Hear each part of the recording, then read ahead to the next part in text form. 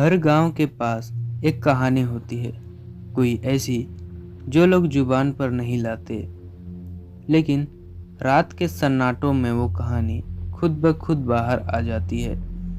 ये कहानी भी एक गांव की है, जहां एक लड़की की शादी होनी थी, पर उसने जिसे बुलाया वो बाराती नहीं, मौत थी। साल 1996 छत्तीसगढ़ के एक छोटे से गांव में धर्मपुर में सावित्री नाम की लड़की रहती थी। सावित्री सीधी सादी शांत स्वभाव की और पूरे गांव में उसकी सुंदरता के चर्चे थे। 18 साल की होते ही उसके घर वालों ने उसकी शादी तय कर दी। लड़का पास के गांव से था, सरकारी नौकरी करता था और देखते ही उनकी शादी तय हुई। पूर्णिमा की रात को गांव में हलचल थी, हर घर में उत्साह, हर आंगन में गीत। सावित्री खुद भी थोड़ा घबराई हुई थी, लेकिन खुश भी। शादी की तैयारी में सबसे पहले जो चीज़ छपवाई गई वो था शादी का कार्ड। सुर्ख लाल रंग का कार्ड, सुनहरे बॉर्डर में, जिसे गांव के 200 लोगों में बांटना था। लेकिन जब कार्ड आया, तब से ही गांव में अजीब चीज़ें होने लगी। पहला अजीब संकेत, सावित्री की माँ ने कार्ड का एक बंडल उठाया और बोली, इससे एक अजीब सी गंध आ रही है, जैसे जले हुए बालों की। घर के पंडित को बुलाया गया। उन्होंने कार्ड हाथ में लिया और कुछ देर चुप रहने के बाद बोले, इस कार्ड में कुछ ऐसा है जो नहीं होना चाहिए था। किसने छपवाया है? सावित्री का पिता बोले, रायपुर के शिव प्रेस से छपवाया है, वो हमेशा काम अच्छा करते हैं। पंडित बोले, मुझे यकीन नहीं, लेकिन इसमें राख की सुगंध है और कुछ बहुत पुराना, शायद कोई आत्मा जुड़ी हो। कार्ड को फिर भी बांटा गया। पहला कार्ड गया सावित्री की मौसी को। उन्होंने कहा, बिल्कुल सुंदर है, पर ये लाल रंग थोड़ा ज़्यादा डरावना लगता है। उसी रात मौसी के कुएं में लाश मिली। अगले दिन दूसरा कार्ड गया गांव के डाकिये को। उसे दिल का दौरा पड़ा। तीसरे दिन शादी के बैंड वाले रमेश को काट दिया गया और 2 दिन बाद उसका गला कटा हुआ मिला ढोल के पास। गांव में डर फैलने लगा। लोग कहने लगे, यह कार्ड कोई न्योता नहीं, यह मौत की चिट्ठी है। क्या सावित्री की शादी एक अभिशाप थी या किसी पुराने राज की परछाई? जानिए अगले भाग में। सावित्री को दिखी एक दुल्हन की आत्मा।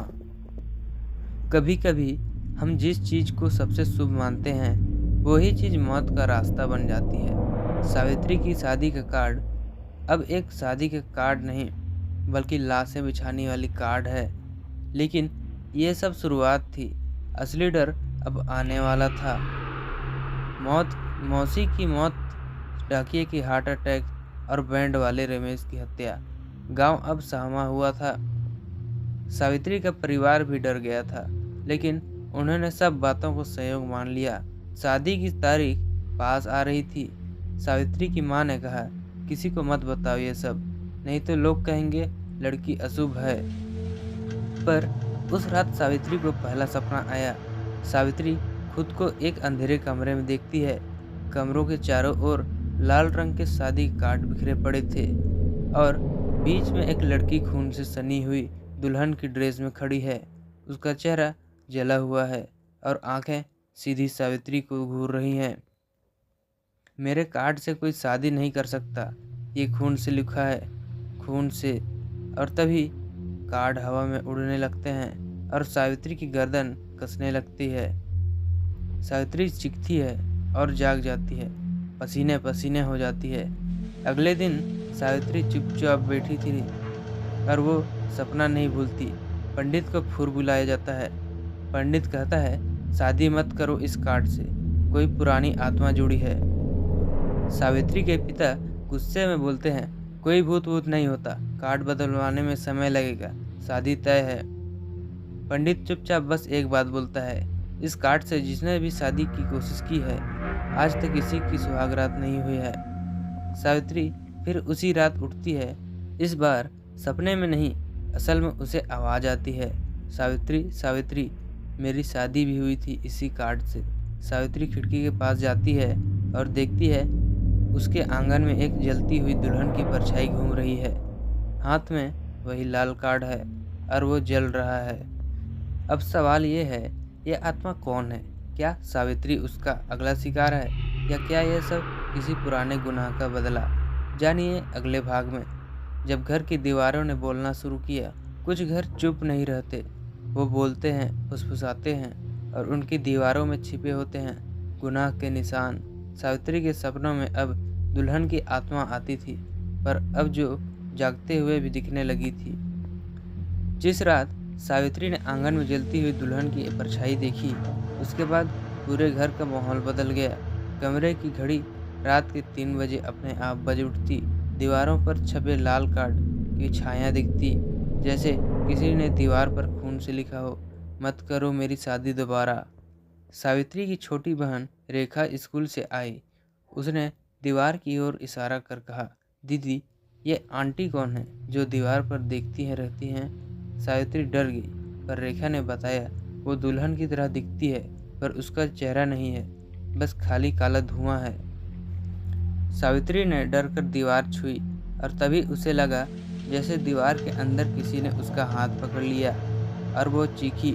माँ दौड़ी, पर कुछ नजर नहीं आया। पंडित वापस आता है। अब सावित्री की माँ डर चुकी थी। पंडित जी ने हवन किया, मंत्र पढ़े, पर जैसे ही अग्नि जली, उसमें एक औरत की कराहने की आवाज़ आई, मेरे साथ जो हुआ है वो अब सबके साथ होगा। पंडित बोले, ये आत्मा नहीं, ये आत्मा यही की है, इसी घर की, और इसका रिश्ता शादी और इस कार्ड से जुड़ा है। राज खुलने लगता है। सावित्री को एक सपना आता है। इस बार वो देखती है पुराना समय, शायद 15 साल पहले। एक लड़की की शादी, वही लाल कार्ड, वही दिन पूर्णिमा, लेकिन वो दुल्हन मंडप में नहीं पहुंचती। उसे उसके ससुराल वालों ने जला दिया क्योंकि दहेज पूरा नहीं था। उसकी चीखें गूंजती है, मेरी शादी अधूरी रह गई, अब मैं किसी और की पूरी नहीं होने दूंगी। सावित्री उठती है, उसकी आंखें नम हैं। वो जानती है ये आत्मा इंसाफ चाहती है, पर सवाल ये है, कौन थी वो लड़की? क्या उसका परिवार अब भी कहीं है? और क्या सावित्री उस आत्मा की मुक्ति का रास्ता बन सकती है, या उसका अगला शिकार? कहानी अब वहां पहुंच रही है जहां से कोई वापसी नहीं, क्योंकि अब दीवारें बोल रही है और कार्ड की स्याही खून में बदल चुकी है। जानिए अगले भाग में, जब सावित्री को मिला एक इंसाफ, पुराना जला कार्ड और सच्चाई धीरे धीरे सामने आने लगी। जला हुआ कार्ड और वो पुराना बक्सा। कभी कभी कुछ चीज़ें समय के साथ खो नहीं जाती और दबी रहती हैं, सांस लेती हैं और फिर वापस लौटती हैं बदला लेने।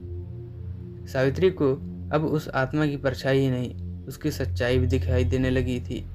एक रात सावित्री के दादाजी की पुरानी अलमारी से कुछ कागज गिरते हैं। उन्हीं में से एक कागज पूरे तरह जला हुआ शादी का कार्ड होता है, जिस पर नाम धुंधला था, लेकिन तारीख वही 25 जून 2010। सावित्री चौंक जाती है। वो तारीख वही थी जब उसके चाचा की शादी कैंसिल हुई थी और दुल्हन की रहस्यमयी मौत हो गई थी। दादी का रहस्य खुलता है। सावित्री की दादी बहुत दिनों से चुप थी, पर उस कार्ड को देखकर उनकी आंखों में आंसू आ जाते हैं। वो कांपती आवाज में कहती है, दादी, वो लड़की राधिका बहुत सुंदर और सीधी थी। तेरे चाचा से उसकी शादी होने वाली थी, पर शादी से एक रात पहले उसके ससुराल वालों ने उसे जिंदा जला दिया और कहा दहेज नहीं मिला। सावित्री का गला सूख जाता है। दादी कहती है, हमने सब छुपा लिया था, समाज के डर से शव तक नहीं उठाया, वो यहीं आंगन के पीछे जलाया गया था।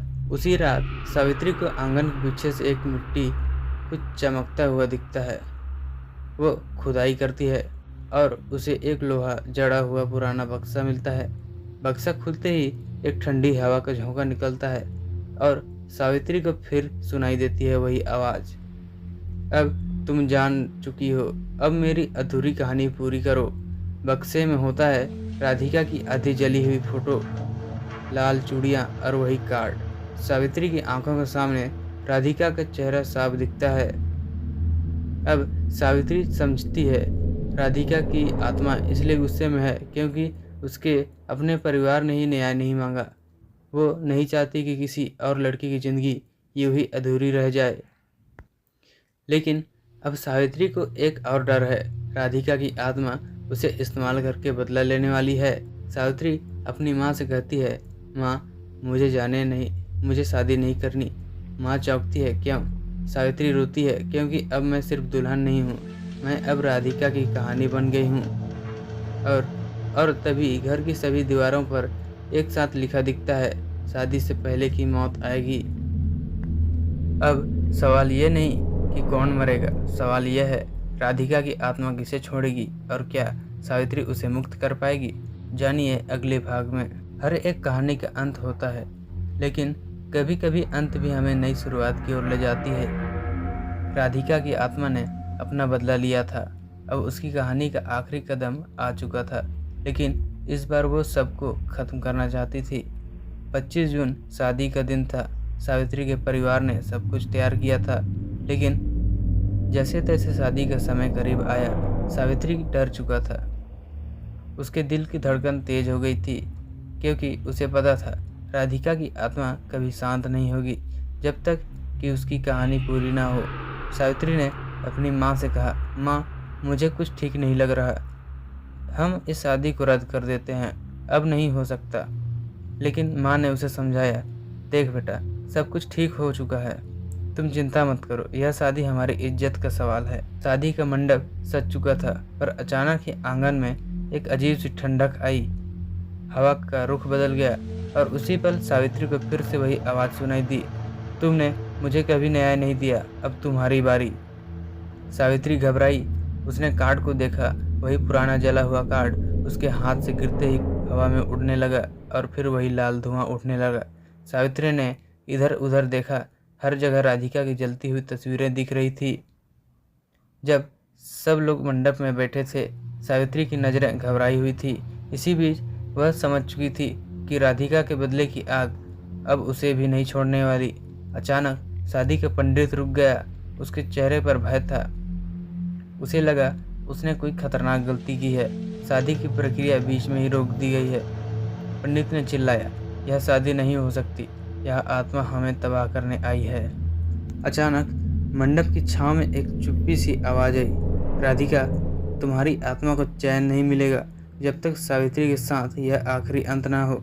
सावित्री ने डरते हुए अपने पीछे मुड़ी और देखा, राधिका की आत्मा अब पूरी तरह से सामने खड़ी थी, जलती हुई, उसकी आंखें गूंज रही थी।